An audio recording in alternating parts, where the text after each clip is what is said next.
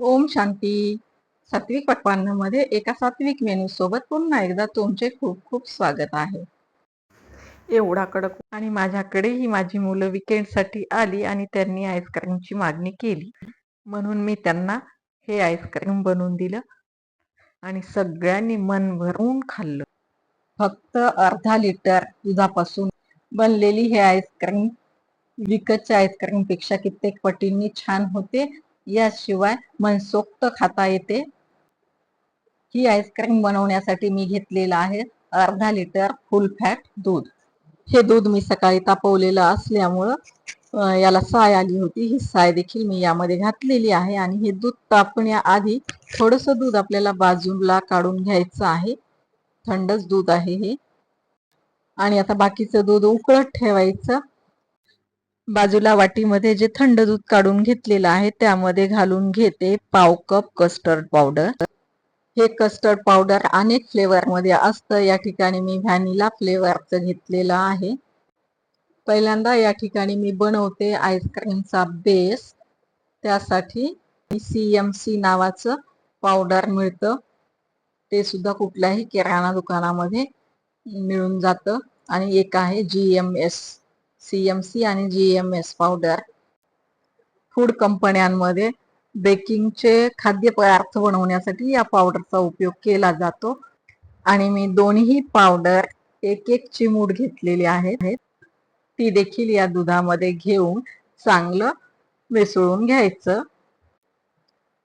ही powder का घालायची हे आपल्याला व्हिडिओमध्ये पुढे सांगेलच, म्हणून व्हिडिओ स्किप करू नका. आणि आता यामध्ये मी 2 ते 3 थेंब व्हॅनिला एसेन्स देखील घालून घेते. असेच नवनवीन व्हिडिओ पाहण्यासाठी सात्विक पक्वान्न चॅनलला अजूनही सबस्क्राईब केलं नसेल तर प्लीज चॅनलला सबस्क्राईब करा. बेल आयकॉन दाबा, जेणेकरून नवीन व्हिडिओच्या नोटिफिकेशन्स मिळतील. आणि व्हिडिओ इतरांनाही शेअर करा. व्हिडिओला लाईक करा आणि कमेंट बॉक्समध्ये कमेंट्स टाका. हा व्हिडिओ जास्त लांब लचक होऊ नये यासाठी मी आवश्यक त्याच गोष्टी तुम्हाला दाखवण्याचा प्रयत्न केलेला आहे. इथे दूध चांगलं उकळलेलं आहे. कस्टर्ड आणि CMC GMS पावडरचा जो काही घोळ बनवलेला आहे तो यामध्ये मी घालून घेते. आणि सतत ढवळायचं, कुठेही गुठळी होता कामा नये. काही व्यंजन असे असतात की त्यामध्ये अनेक गोष्टी स्किप करून दाखवणं खूप कठीण असतं. तसंच आईस्क्रीमचंही आहे. या व्हिडिओमध्ये मी सगळ्या गोष्टी मेन्शन करण्याचा प्रयत्न केलेला आहे.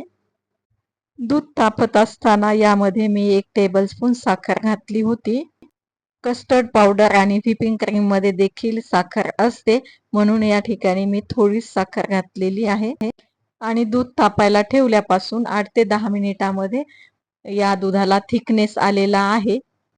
आणि आता हे थंड होण्यासाठी बाजूला ठेवून देऊया. थंड झाल्यास ते अजून घट्ट होईल. आणि आता आईस्क्रीमची ही फर्स्ट प्रोसेस या ठिकाणी संपलेली आहे. आणि मला या ठिकाणी बटरस्कॉच आईस्क्रीम बनवायची आहे, त्यामुळे मी घेतलेली आहे एका पॅन मध्ये 3 टेबलस्पून साखर. ही साखर या पद्धतीनं समान अशी पसरवून ठेवायची आणि 30 सेकंद गॅसवर ठेवून द्यायचं. आणि हे 30 सेकंद झाल्यास मेल्ट होते त्यावेळेसच आपल्याला चमच्याने हलवून घ्यायचं आहे. आणि आता यामध्ये काजूचे काही तुकडे घालून घेतलेले आहेत. हे छान मेल्ट झालेलं आहे. मी गॅस बंद केलेला आहे. 1 मिनिटाच्या आतच ही प्रोसेस सगळी पार पाडायची असते. आणि आता हे बॅटर आपल्याला एका प्लेन पेपरवर टाकून थंड होण्यास ठेवून द्यायचं. बटरस्कॉच आईस्क्रीमची आपली तयारी झालेली आहे. आणि आता एका बाउलमध्ये मेल्ट झालेली व्हिपिंग क्रीम घेतलेली आहे, जवळजवळ 1 कप. मी या इलेक्ट्रिकल बीटरने ही फेटणार आहे. आपल्याकडे व्हिस्कर असतं त्यानेही आपण फेटू शकतो, पण त्यासाठी वेळ जास्त लागतो.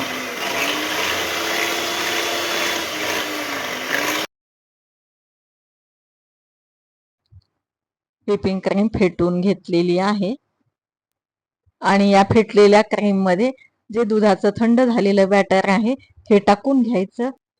बाउल खूप फुल झालेला आहे, पुन्हा एकदा फेटायचं आहे, म्हणून मी कढईमध्ये ओतून हे पुन्हा फेटून घेते. आणि तुम्ही पाहू शकता किती मस्त झालेला आहे आपला आईस्क्रीम बेस. पाहू शकता किती मस्त क्रीमी टेक्स्चर आलेला आहे. आणि याशिवाय त्याचं स्मूथनेसही खूप मस्त आलेला आहे. थोडासा बेस मी बाजूला काढून घेतला, त्यामध्ये टाकून घेते मँगो पल्प, म्हणजे हा बनेल आपला मँगो फ्लेवर आईस्क्रीम. असाच बेस बनवून ठेवला की आपण हवं तेव्हा आपल्याला ज्या फ्लेवरमध्ये आईस्क्रीम बनवायचं आहे त्या फ्लेवरमध्ये बनवू शकतो. या ठिकाणी माझा मँगो फ्लेवरचा आईस्क्रीमचा बेस बनवून तयार झालेला आहे. मगाशी सांगितल्याप्रमाणे की GMS आणि CMC पावडर यामध्ये घालायचं कारण म्हणजे ते एक थिकनेस आणतात, आईस्क्रीमला स्मूथ बनवतात आणि क्रीमी टेक्स्चर येतं, म्हणून ते घालायचं. अगदी आईस्क्रीम पार्लरमध्ये मिळतं त्याच पद्धतीनं हेही आईस्क्रीम बनतं, तुम्ही नक्की बनवा. थोडेसे मँगो क्यूब्स घालायचे. एक फॉइल पेपर घेतलेला आहे, त्याने मी हा डब्बा पॅक केलेला आहे आणि वरतून झाकण झाकून घ्यायचं. यामध्ये आईस क्यूब जमा होऊ नयेत यासाठी एवढं याला पॅक केलं पाहिजे. आणि आता मी बनवते बटरस्कॉच आईस्क्रीम. त्यासाठी थोडासा आईस्क्रीम बेस बाजूला बाउलमध्ये घ्यायचा आणि मगाशी काजू घालून केलेलं कॅरॅमल फोडून घेतलेलं आहे आणि ते यामध्ये घालून घ्यायचं आणि हेही त्याच पद्धतीनं डब्यामध्ये पॅक करून ठेवायचं. हे झालं कॅरॅमल आईस्क्रीम. कॅरॅमल बनवताना एक काळजी घ्यायची, ती म्हणजे जास्त वेळ हे कॅरॅमल आपल्याला शिजवायचं नाही, मग ते करपतं आणि त्याला कडवटपणा येतो. म्हणून 30 सेकंद ते 45 सेकंदामध्ये ही प्रोसेस होऊन जाते. आणि आईस्क्रीम बनवण्यासाठीचं दूध हे फुल फॅट घ्यायचं, त्यामध्ये पाण्याचा अंश असता कामा नये. मग त्यामध्ये काय होतं, आईस होतो किंवा दुधातील पाणी आटवण्यासाठी वेळ लागतो. शेवटची आणि महत्वाची टिप्स म्हणजे GMS आणि CMC पावडर हे एक एक चिमूटच घालायचं, जास्त घालू नये. त्याच पद्धतीनं मी बेस घेतलेला आहे आणि पान फ्लेवर आईस्क्रीम बनवायचा असल्यामुळे यामध्ये घातलेला आहे 2 चमचे गुलकंद आणि माझ्याकडे विड्याची पानं आहेत, तर ती पानं देखील बारीक करून यात घालून घेतले. या पानामुळे या आईस्क्रीमला खूपच मस्त चव येते. माझ्या मुलीला पान फ्लेवर आईस्क्रीमच आवडतं. या ठिकाणी आईस्क्रीम बेसही संपलेला आहे. असाच आईस्क्रीम बेस बनवायचा आपणही आणि हवं तेव्हा वेगवेगळ्या फ्लेवर देऊन आईस्क्रीम मनसोक्त खायचं. आणि हे तीनही आईस्क्रीमचे डब्बे सेटिंग होण्यासाठी आपण डीप फ्रीजमध्ये ओव्हरनाईट ठेवून देऊयात. आणि चला आता दुसऱ्या दिवशी पाहूयात झालेलं आहे की नाही आईस्क्रीम ते. वाव, मस्त दिसतंय. सगळे डब्बे काढून घेते आणि तुम्हाला पटापट सर्व करून देते. तापमानही वाढलेलं आहे, लगेच ते वितळायला लागतं. मागच्या वेळेसही मी असाच एक व्हिडिओ बनवला, पण ते ज्यावेळेस सर्विंगच्या वेळेस आले त्यावेळेस इतकं वितळायला लागलं, म्हणून मी तो व्हिडिओ अपलोड केलाच नाही. आणि म्हणून मुलं विकेंडला आलेली होती, त्यानिमित्ताने हा व्हिडिओ बनवण्यात आला. याआधी मी कॅरॅमल कुल्फी, मँगो कुल्फी, ओल्या नारळाची कुल्फी हे व्हिडिओ देखील अपलोड केलेले आहेत, तर त्यांची लिंक मी डिस्क्रिप्शनमध्ये देते आहे. ती लिंक ओपन करून तुम्ही तेही व्हिडिओ पाहू शकता. तुम्ही माझ्या चॅनलला सबस्क्राईब केलं, व्हिडिओ पाहतायत त्याबद्दल तुमचे खूप खूप धन्यवाद. व्हिडिओ पाहत जा, बनवत जा आणि कसं झालं होतं ते कमेंट्स बॉक्समध्ये सांगत जा. कुठे ना कुठे आपल्यात संवाद असला पाहिजे, म्हणून कमेंट्सच्या निमित्ताने तो संवाद घडतो. आईस्क्रीम सर्व करत असताना मला एक गोष्ट शिकायला मिळाली. मी जी काही पळी घेतलेली आहे त्या पळीनं पहिल्यांदा मँगो फ्लेवरचं आईस्क्रीम जे काढून घेतलेलं आहे त्याचे छान बॉल झालेले आहेत. आणि पुढे तुम्ही लक्ष देऊन पहा, हे बॉल पडतच नाहीयेत, मला चमच्याने काढावे लागले. हे असं का झालं हे माझ्या मुलीने मला सांगितलं आणि ते मला तुम्हाला सांगावंसं वाटतं. व्हिडिओ आधी लक्ष देऊन पहा, मग तुमच्याच लक्षात येईल काय झालं ते नेमकं.